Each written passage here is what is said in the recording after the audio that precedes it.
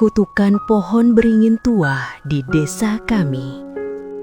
Sejak kecil, kami sudah terbiasa hidup berdampingan dengan pohon beringin tua yang berdiri kokoh di tengah desa. Akar-akarnya menjalar ke permukaan tanah seperti ular raksasa yang membelit bumi. Sementara dahannya menjuntai rendah, seolah mengawasi setiap orang yang melintas. Tak ada yang tahu pasti berapa usia pohon itu.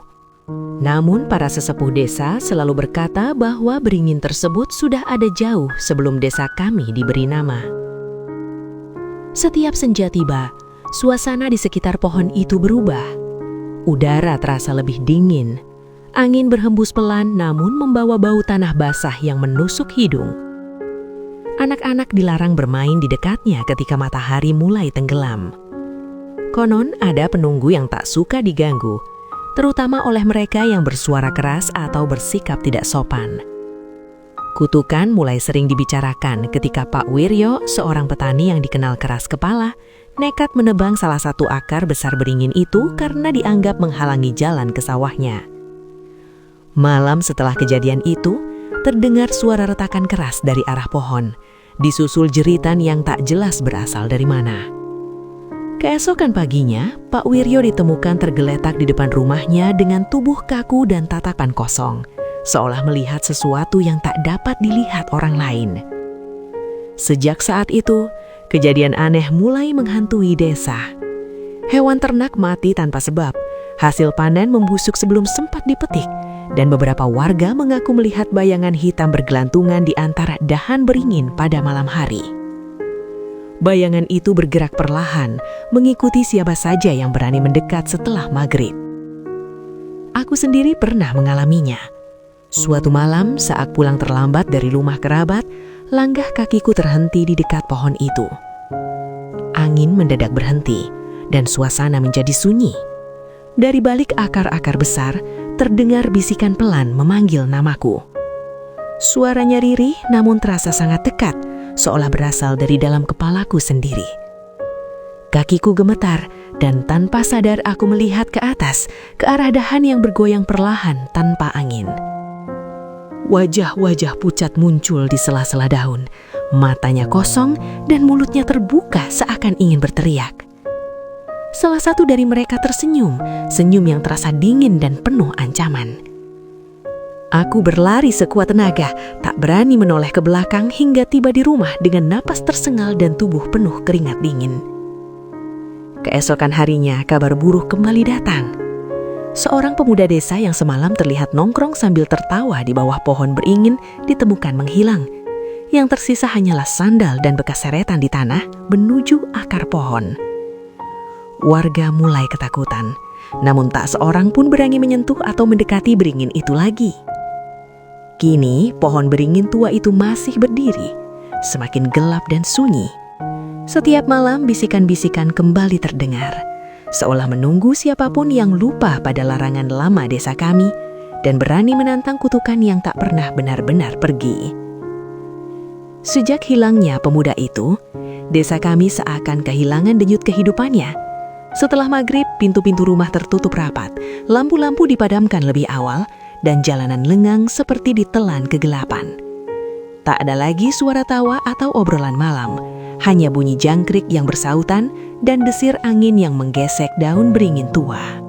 Para tetua desa akhirnya menggelar musyawarah darurat. Mereka sepakat untuk mengadakan ritual selamatan di sekitar pohon, berharap penunggu beringin berkenan meredakan murkanya. Namun anehnya, setiap kali ritual hendak dilakukan, selalu saja ada halangan.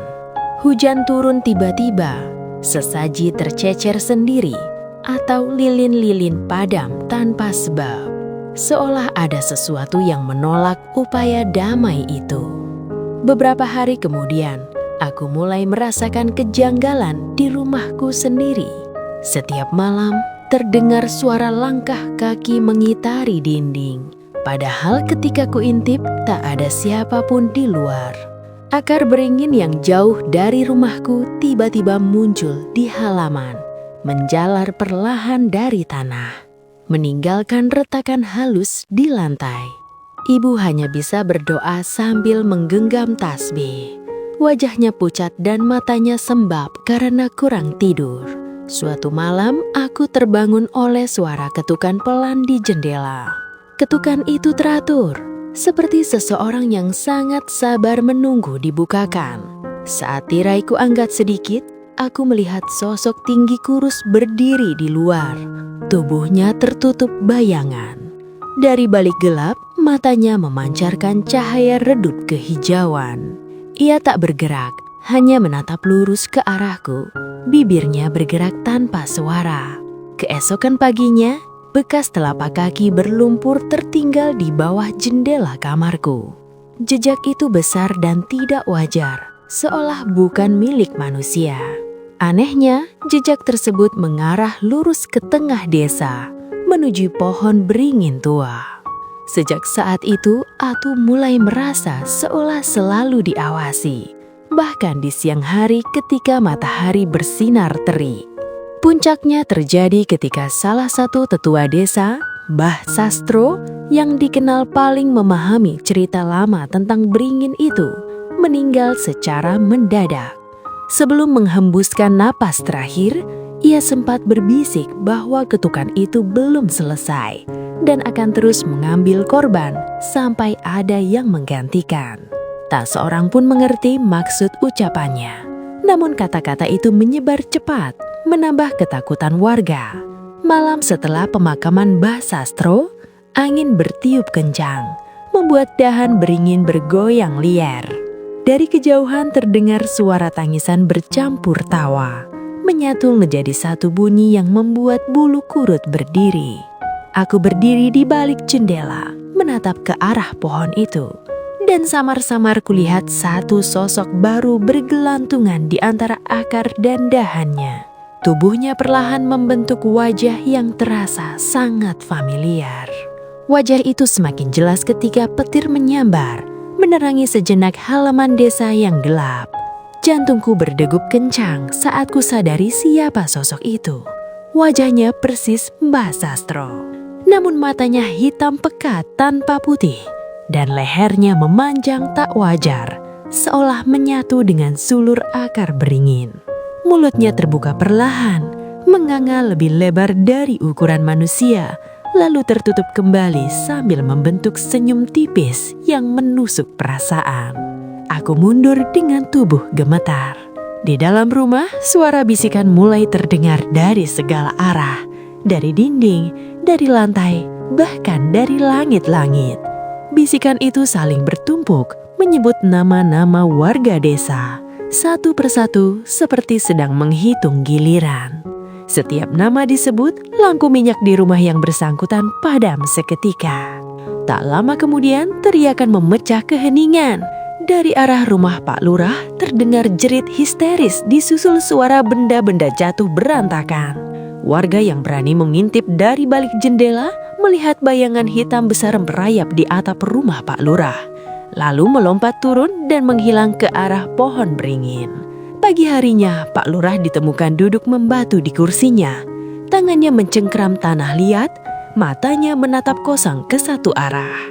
Desa kami semakin sepi. Beberapa warga memilih pergi meninggalkan rumah tanpa pamit, sementara yang tersisa hidup dalam ketakutan. Pohon beringin tua itu kini tampak berbeda.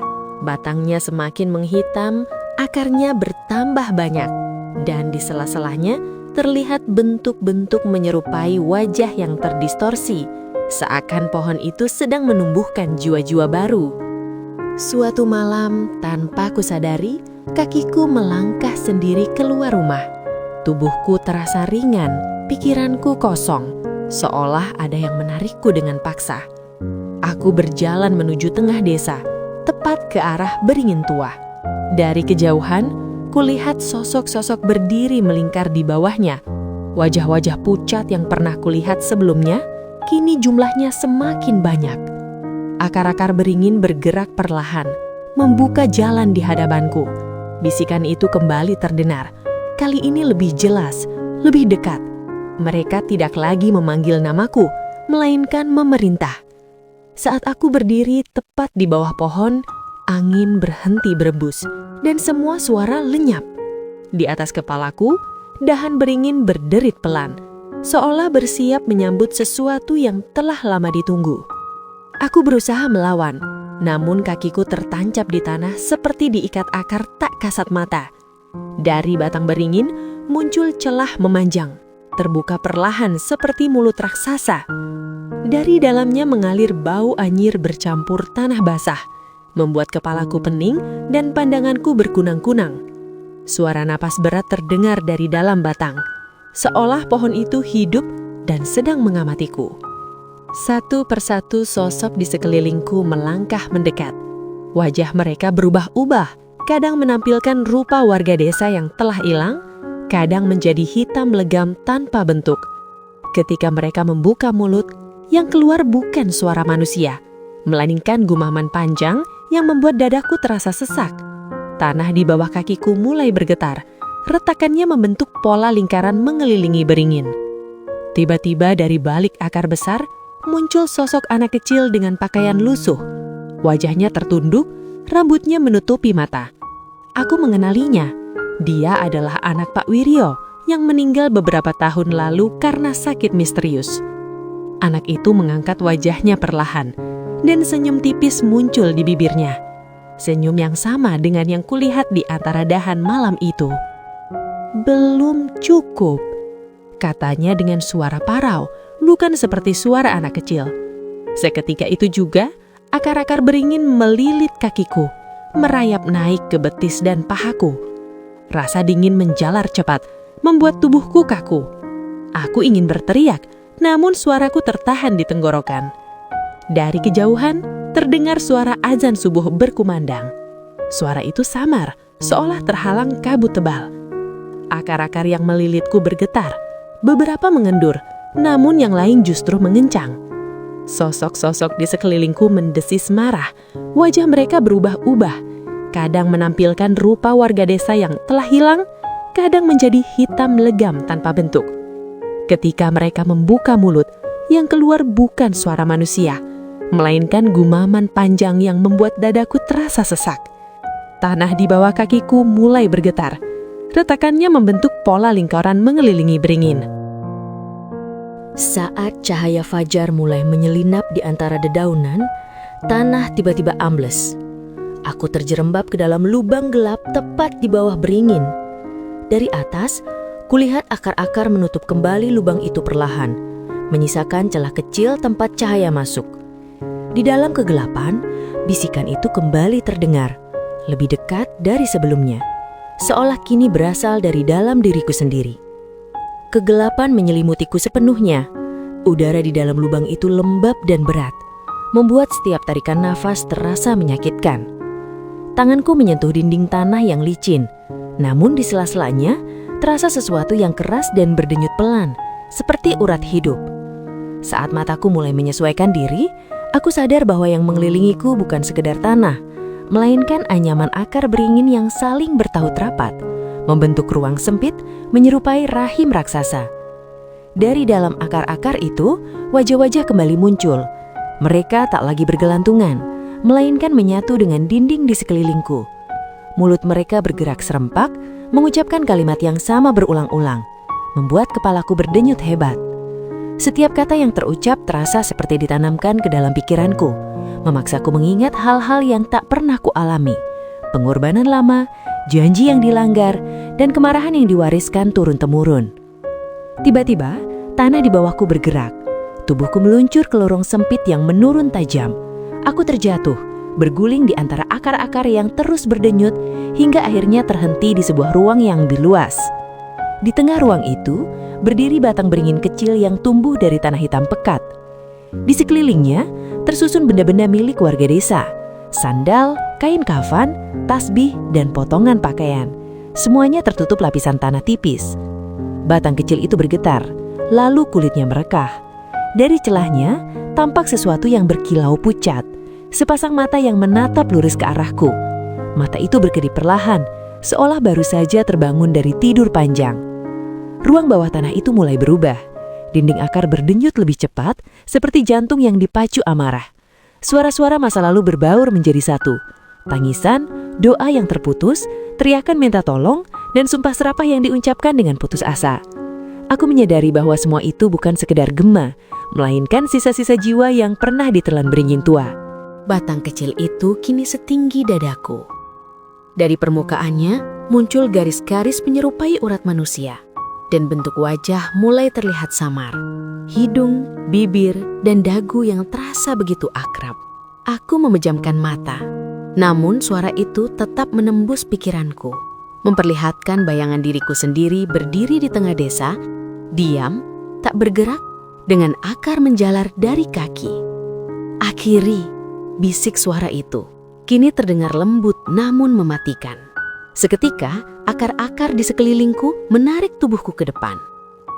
Dadaku menempel pada batang yang masih hangat, dan aku merasakan denyut yang sama dengan detak jantungku sendiri. Nafasku terengah, pandanganku kabur, dan rasa dingin perlahan berubah menjadi kebas. Di kejauhan, terdengar suara langkah-langkah di atas tanah desa, disusul gumaman doa warga yang tersisa. Namun suara itu semakin menjauh, seolah ditelan lapisan tanah dan akar. Batang di depanku bergetar hebat, lalu menutup kembali, menelan bayanganku sedikit demi sedikit. Di atas tanah, pohon beringin tua berdiri semakin kokoh. Akarnya menjalar lebih luas, daunnya tampak lebih rimbun dari sebelumnya. Saat angin malam berhembus, terdengar bisikan baru menyatu dengan yang lama. Suara yang sangat mirip denganku, memanggil pelan siapapun yang berani melintas di tengah desa setelah matahari terbenam. Beberapa bulan setelah malam itu, desa kami kembali terlihat tenang. Tak ada lagi teriakan di malam hari. Tak ada warga yang menghilang secara tiba-tiba. Pohon beringin tua tetap berdiri di tengah desa. Kini tampak lebih rindang dan teduh, seolah tak pernah menyimpan kisah kelam. Anak-anak kembali bermain di kejauhan, meski selalu diingatkan untuk tidak terlalu dekat ketika senja mulai turun. Warga menyebut ketenangan itu sebagai tanda kutukan telah mereda. Mereka mengadakan selamatan kecil, berdoa agar desa dijauhkan dari mara bahaya. Namun ada satu hal yang tak pernah dibicarakan dengan suara keras. Namaku perlahan menghilang dari ingatan. Foto-fotoku pudar, barang-barangku tak lagi ditemukan, dan cerita tentangku berubah menjadi bisikan samar yang dihindari. Pada malam-malam tertentu, saat angin berembus pelan dan daun beringin saling bergesekan, beberapa orang mengaku mendengar suara lirih dari arah pohon itu. Suara yang terdengar seperti peringatan, memohon agar tak ada lagi yang melanggar batas dan melupakan janji lama. Mereka yang mendengarnya akan merasa dadanya sesak, seolah ada sesuatu yang mengawasi dari balik kegelapan. Pohon beringin tua itu tetap menjadi saksi bisu desa kami. Akar-akarnya menjalar dalam diam, menyimpan rahasia dan pengorbanan yang tak pernah tertulis. Dan selama pohon itu masih berdiri, desa kami akan selalu diingatkan bahwa ada harga yang harus dibayar ketika manusia mengabaikan larangan. Dan tidak semua kutukan benar-benar berakhir. Sebagian hanya memilih untuk tertidur menunggu, untuk dibangunkan kembali. Semoga kisah ini menjadi pengingat bagi kita semua untuk selalu berhati-hati, menghargai makhluk lain, dan memperkuat keimanan agar tetap selamat di dunia maupun akhirat. Amin.